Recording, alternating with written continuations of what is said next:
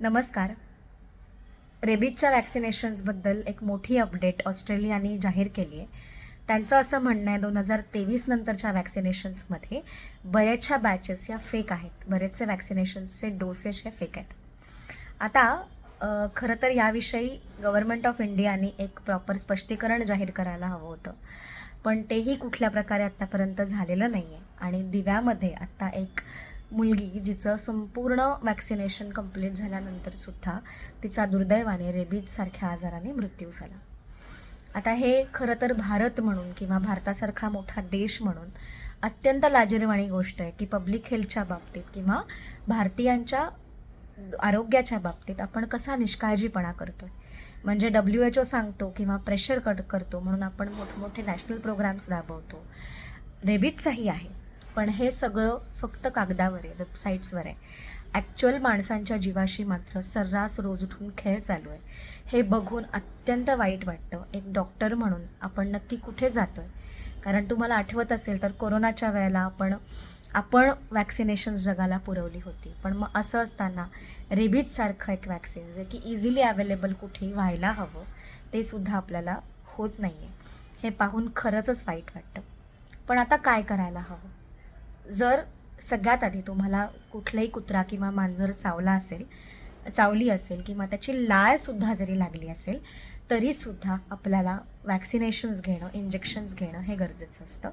तुमचे जर आधी 5 वॅक्सिनेशन्स व्यवस्थित पूर्ण झालेले असतील तर त्या केसमध्ये रेबीजचे बूस्टर डोसेस अवेलेबल आहेत, ते तुम्ही घेऊ शकता. त्या केसमध्ये तुम्हाला पूर्ण 5 डोसेजेस घेण्याची आवश्यकता नसते. आणि असं बऱ्याच वेळा होतं की खेळताना लागतो, आपल्याला दात लागतो, लाळ लागते. मग अशा वेळेला सगळ्यात आधी ते दात लागलेली जी जागा आहे किंवा जखम आहे ती व्यवस्थित आपल्या साध्या साबणाच्या पाण्याने 15 ते 20 मिनटं व्यवस्थित घासून धुवून काढावी. हा अगेन वैद्यकीय सल्ला नाही, पण याने 100 99% जंतू संसर्ग हा तिथेच सरफेस एरियावरतीच मारला जातो आणि आतमध्ये जंतूंचा शिरकाव, रेबीजच्या व्हायरसचा शिरकाव होण्याची शक्यता खूप कमी होते.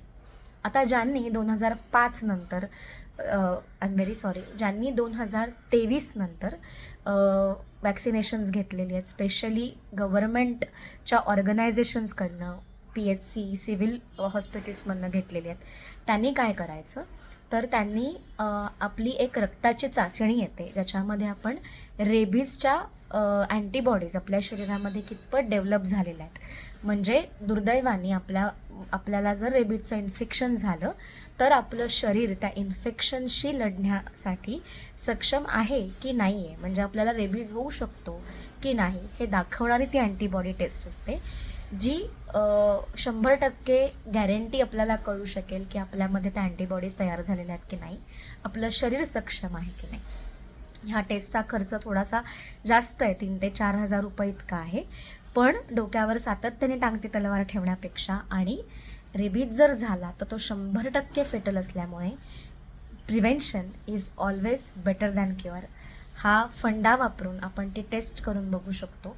आणि हे बोलताना अगेन खूप वाईट वाटतं आहे, पण अशा प्रकारचं कोणत्याही प्रकारचा त्रास इथून पुढे झाला तर प्रायव्हेट डॉक्टरकडनं वॅक्सिनेशन घेणं हे प्रेफर करावं.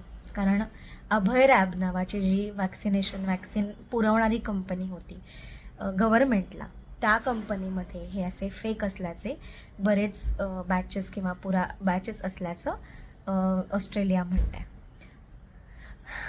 सो अधिक माहितीसाठी वेदोलॉजी स्पेशालिटी क्लिनिकला लाईक, शेअर, सबस्क्राईब करत राहा.